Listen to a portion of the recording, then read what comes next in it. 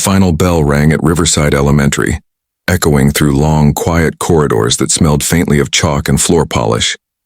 The laughter of children faded outside, replaced by the whisper of wind brushing through open windows.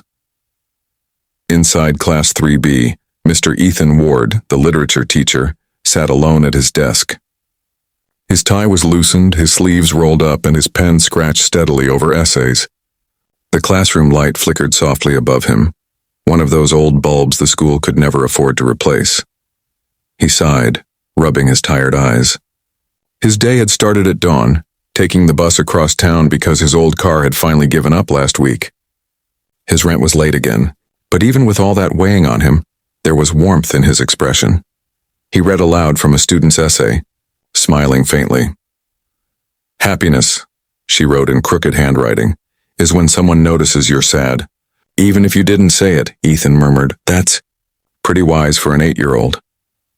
As he stacked the papers neatly, a soft sound interrupted the silence, a faint sob from somewhere down the hallway.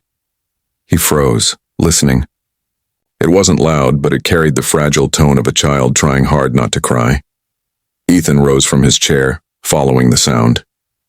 His shoes squeaked on the linoleum floor as he turned the corner and found a little girl sitting on the bench beside the lockers. Her hair was tangled, her backpack nearly falling open, and her knees were pulled close to her chest. "Hey," he said gently, lowering his voice so it wouldn't startle her. "You okay, sweetheart?" The girl looked up, her tear-streaked cheeks pink from crying. She quickly shook her head. "No, I lost something." Ethan crouched down so they were eye level. "What did you lose?" She sniffled. "My bracelet. It was Mommy's. Daddy said I should take care of it. But now it's gone and he'll be sad again." Something in her voice hit Ethan deep in the chest. There was so much fear in her tiny words, as if she carried the weight of someone much older.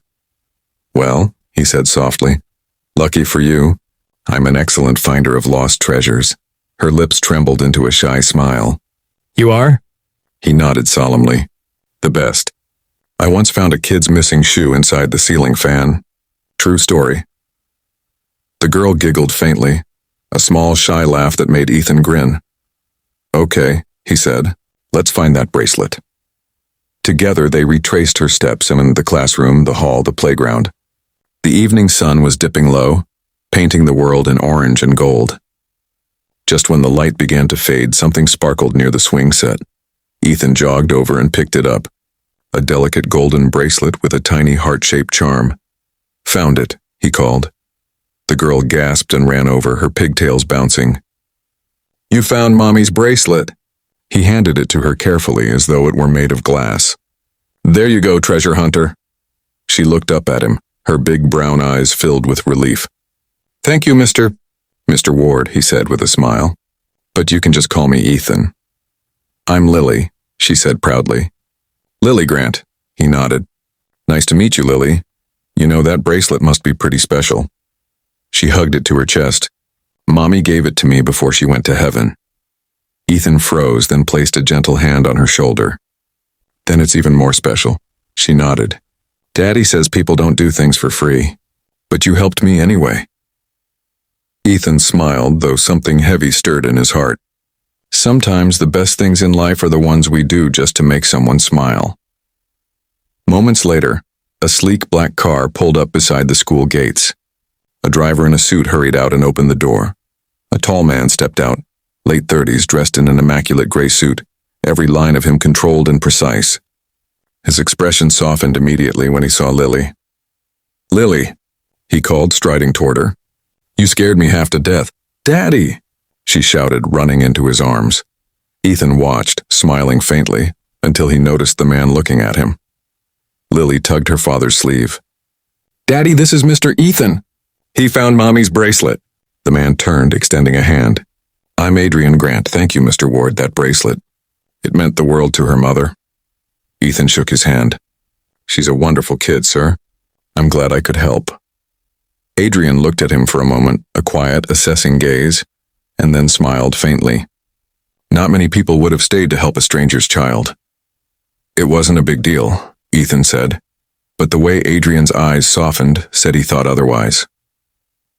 When the car drove off, Ethan stood watching the taillights disappear into the golden dusk, completely unaware that the man he'd just helped was one of the city's most powerful CEOs, and even less aware that his life had just quietly changed. Monday morning came with gray skies and drizzle. Ethan stood at the whiteboard, scribbling a quote from To Kill a Mockingbird. You never really understand a person until you climb into his skin and walk around in it. He turned to his students. So what do you think Harper Lee meant by that? The class buzzed with half-hearted answers until the classroom door opened. The principal peeked in, her face flushed. Mr. Ward, could I borrow you for a moment? You have a visitor. Ethan blinked. A visitor? When he stepped into the hall, he froze. Standing there, umbrella in hand, rain on his tailored coat, was Adrian Grant, the same man from the school gates. But today he wasn't just a father. He looked like the cover of a business magazine, composed, sharp, and commanding. Mr. Ward, he said with a polite nod, I hope I'm not interrupting your class. Ethan cleared his throat. Not at all, Mr. Grant. How's Lily? Adrian's expression softened instantly. Better. She's been talking about you all weekend. Ethan smiled faintly.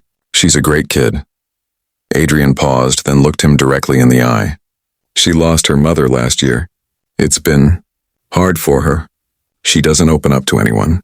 But when she came home that evening, laughing, telling me how you helped her, it was the first time I'd seen her truly smile in months. Ethan's throat tightened. I'm really glad she's doing better. Adrian stepped closer.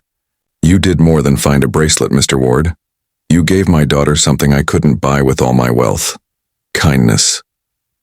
He reached into his coat pocket and pulled out a sleek envelope. I run a private education foundation. We're opening a new scholarship program for underprivileged kids. I want someone like you to lead it. Ethan's eyes widened. Sir, I don't know what to say. I'm not. You're exactly what we need. Adrian interrupted gently. You see, kids, you listen. That's rarer than you think. He extended the envelope. Think about it. Lily would be thrilled to see you again. Ethan hesitated, then accepted it. Thank you. I mean that. Adrian gave a rare smile. No, Mr. Ward, thank you. For reminding me that even the smallest act of kindness can reach farther than we imagine. Just as he turned to go, a small figure peeked from behind his leg. Mr. Ethan. Lily beamed, clutching her little umbrella. I told Daddy you were the nicest teacher ever. Ethan chuckled. Still taking care of that bracelet? She nodded proudly. Always. Then she tilted her head. Daddy says you might come work with us. Will you? Ethan smiled warmly. Maybe. If they let me have extra recess breaks. Lily giggled. And Adrian's stoic face softened with quiet gratitude. As they walked away down the corridor, Ethan stood by the classroom door, the envelope in his hand. He opened it later and found not just an offer letter, but a handwritten note in Lily's uneven scrawl. Thank you for helping me smile again. Mommy would have liked you. And for the first time in a long time, Ethan felt that maybe, just maybe, life had noticed him back.